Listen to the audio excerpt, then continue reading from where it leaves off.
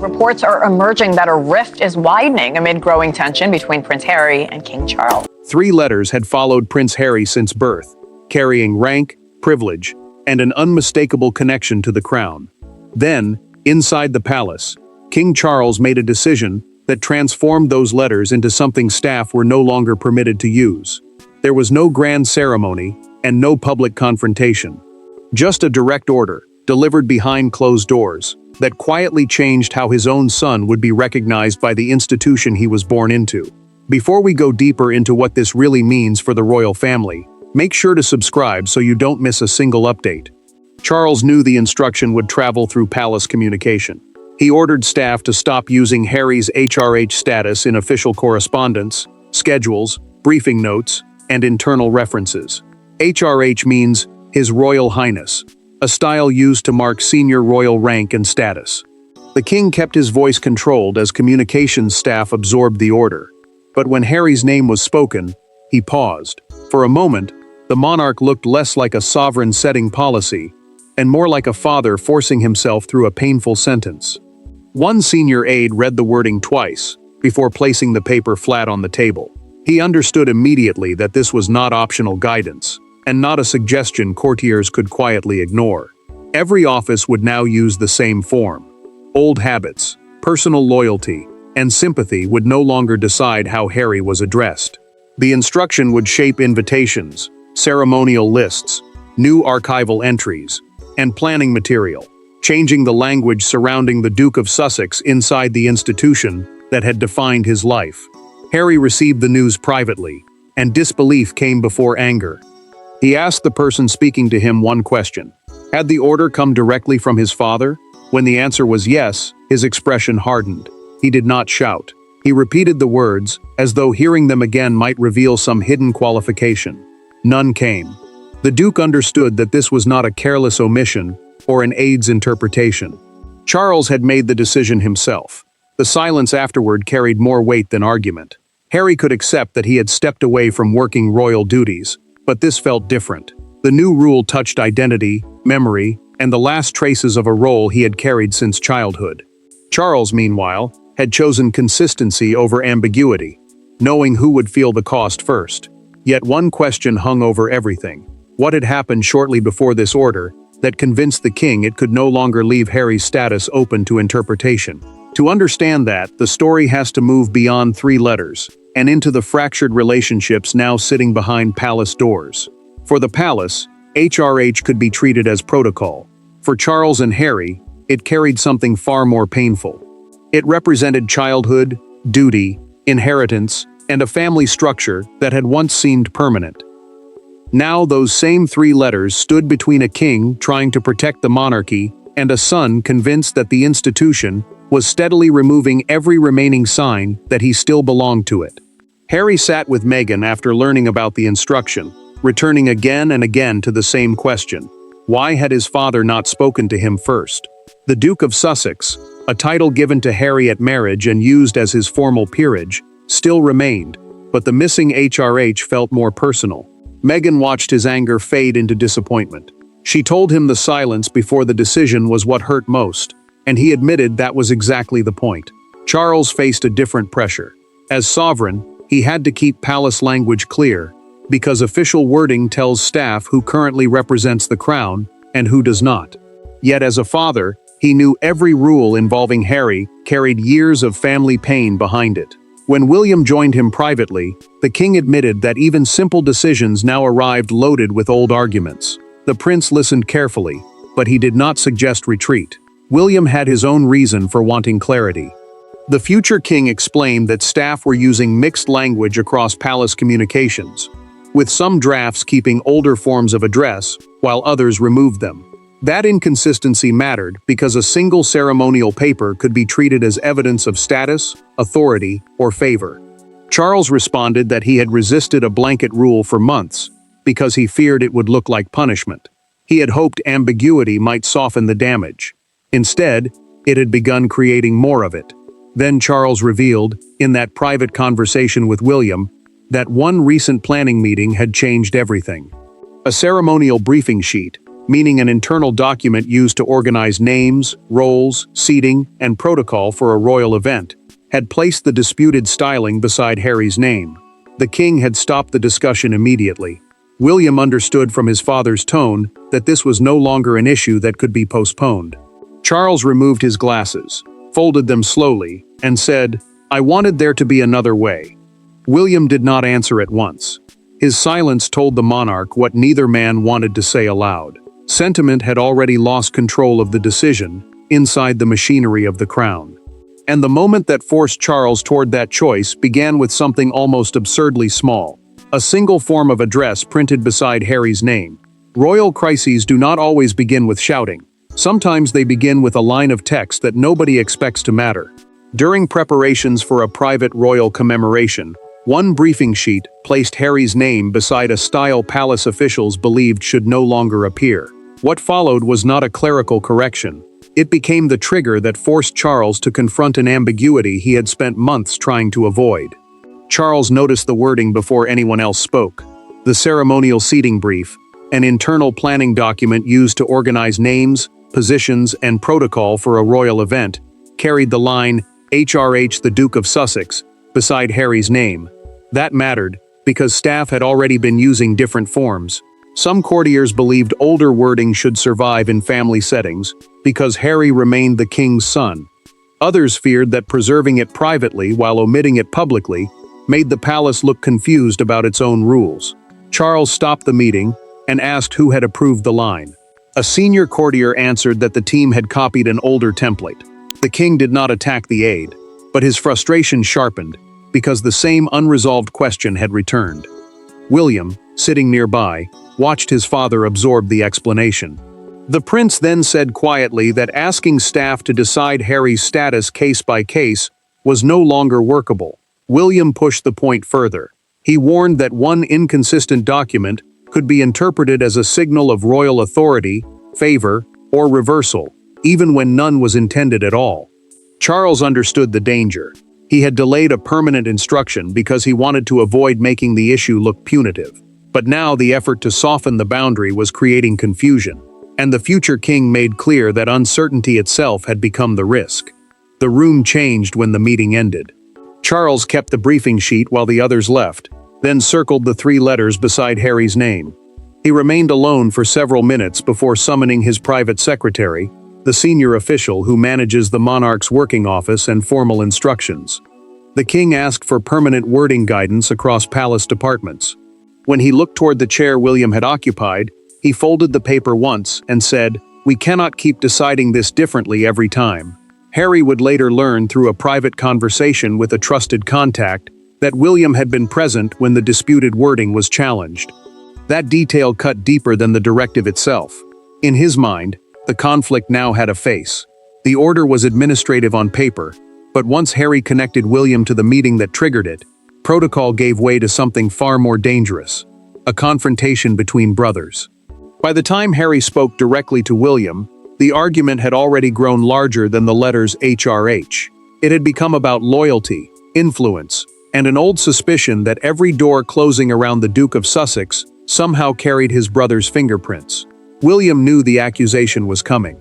Harry knew exactly what he wanted to ask. Neither man was prepared for how quickly the conversation would expose wounds that had never healed.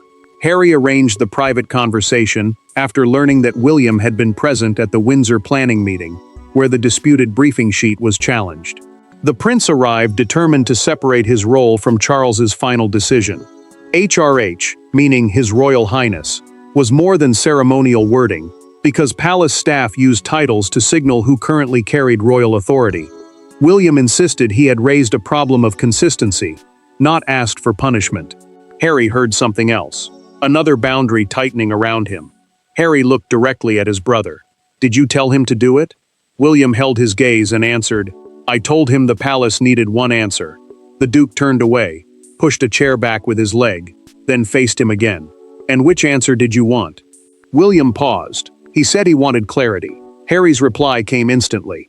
"Clarity always seems to mean less of me remains." William's restraint finally cracked. He told Harry that stepping away from royal duty while expecting the palace to preserve every symbol surrounding that role had created years of contradiction. The future king said staff had been forced to guess which wording applied, and that guessing could produce public embarrassment. Harry stepped closer, stunned by the coldness he heard in the argument. William did not retreat.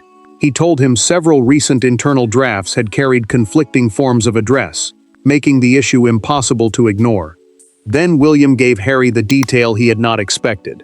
In that private exchange, the prince said Charles had delayed a definitive instruction again and again, protecting his younger son from a harder institutional line because he feared the decision would look cruel. The king had resisted pressure for months. That revelation changed the direction of Harry's anger, but it did not soften it. William delivered the final blow quietly. Charles had been offered a softer alternative, one that would have allowed limited use of the old styling in certain settings. The monarch rejected it himself. Harry said nothing for several seconds. That silence was heavier than anything either brother had shouted before. Harry had entered believing William was the architect of his humiliation. He left understanding something more painful. His father had been offered another path and deliberately refused it. The easiest version of the story would have blamed palace advisors. It would have allowed everyone to imagine that nervous courtiers had pushed a reluctant king into another family rupture. But the truth inside this dramatized conflict is harsher.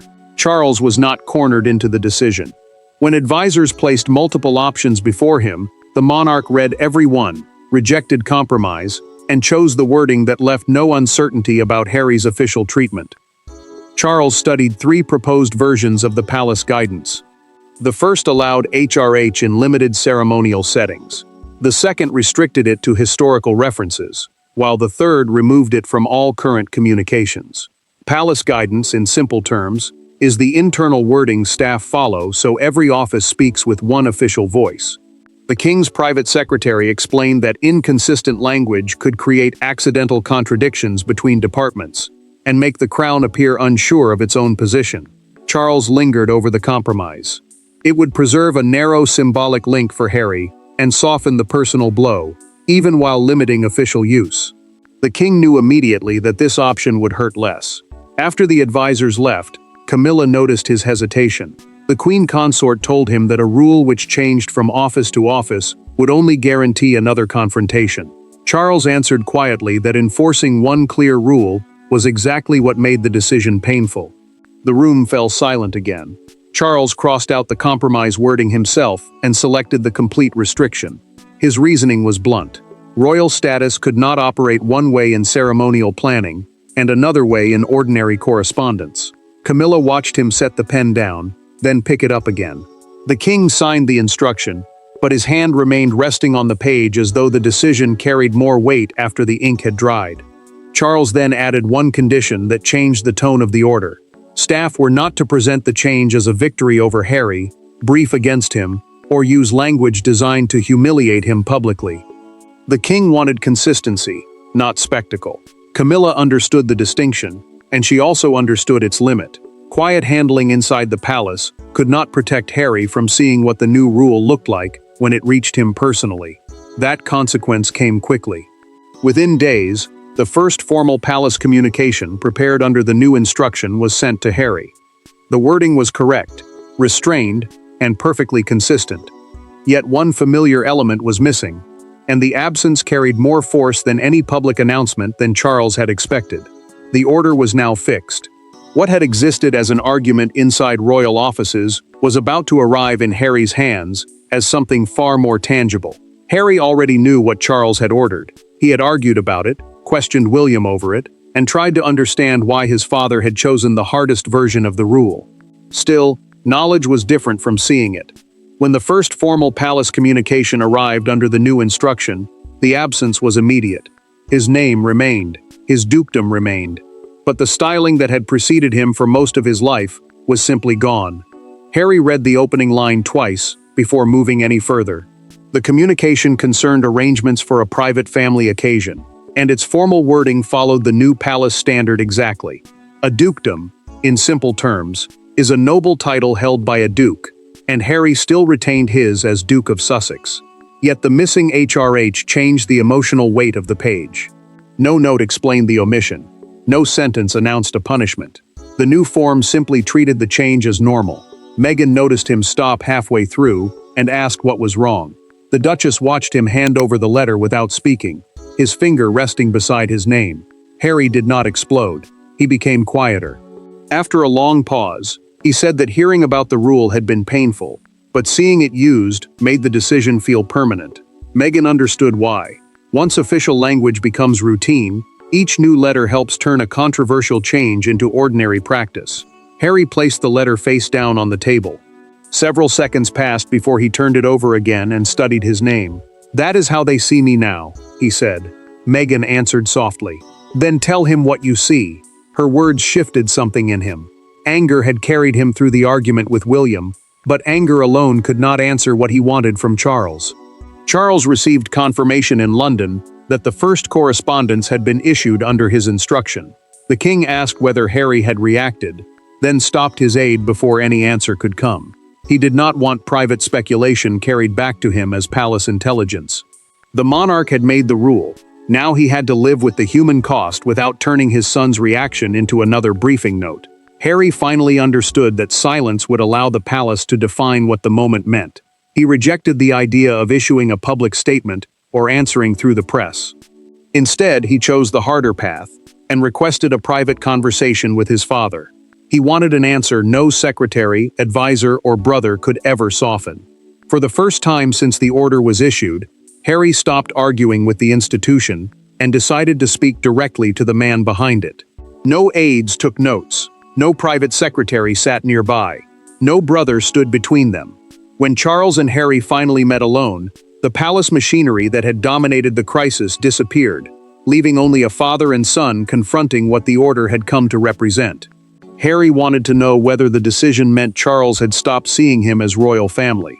The king's answer would alter the emotional direction of the entire conflict. Harry had requested the meeting on one condition: no official Sussex Palace negotiation, no courtiers carrying messages, and no record designed for institutional use.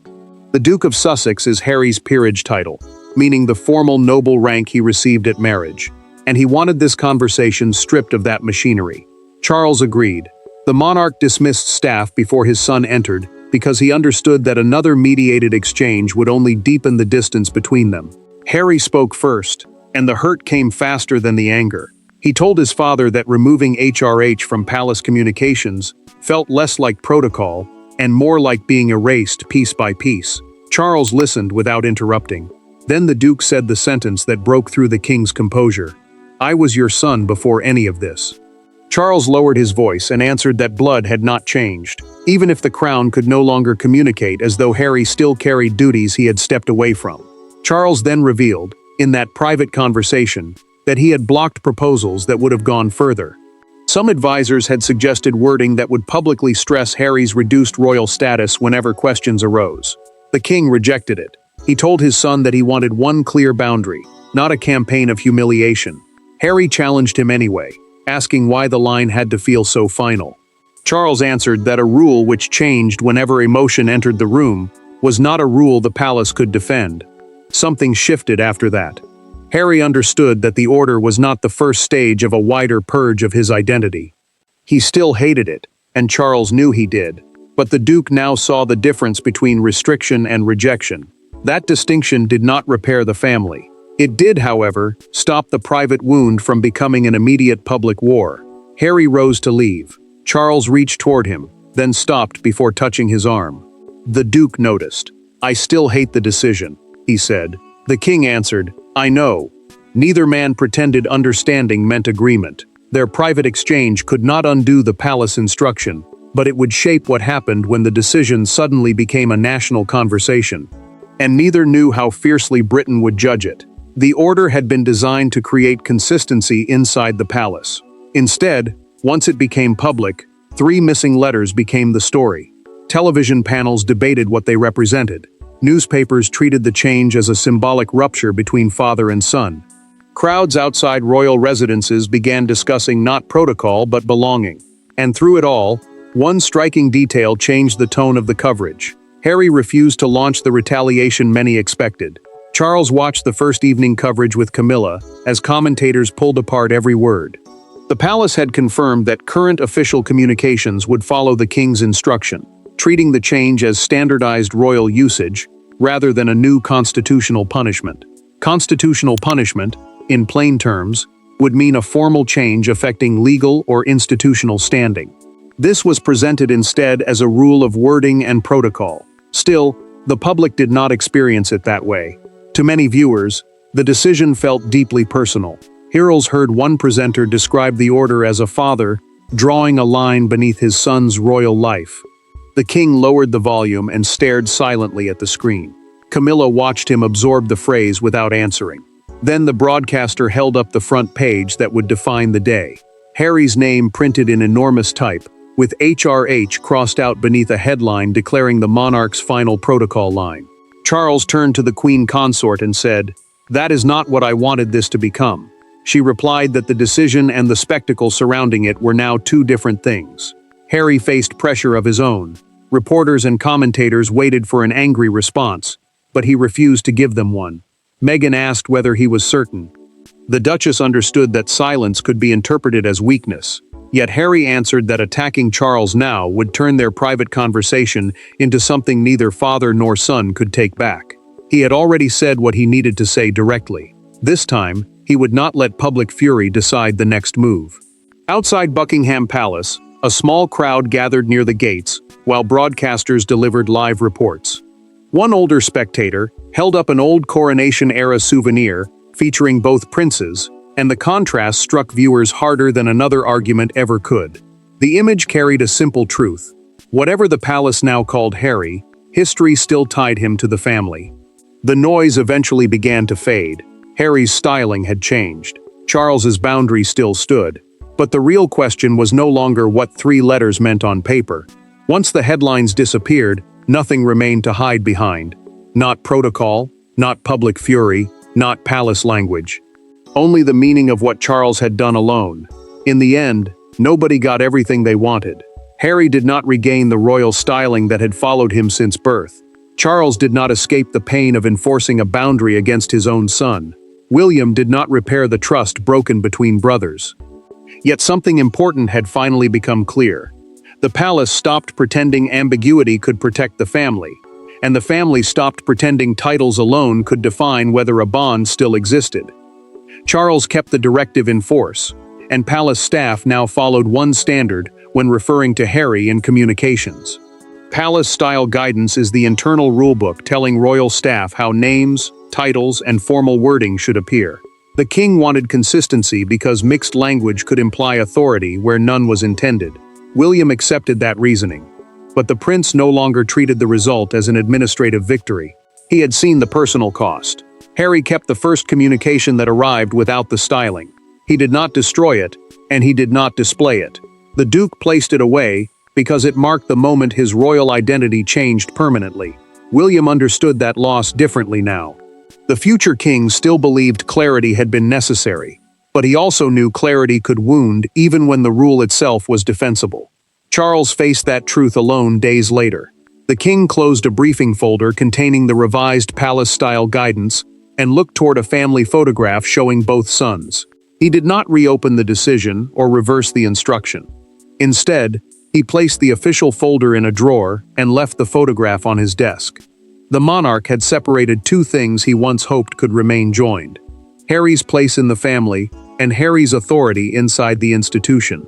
The private meeting between Charles and Harry had prevented the conflict from ending in complete emotional estrangement. Father and son still disagreed, but each understood the boundary the other was living with.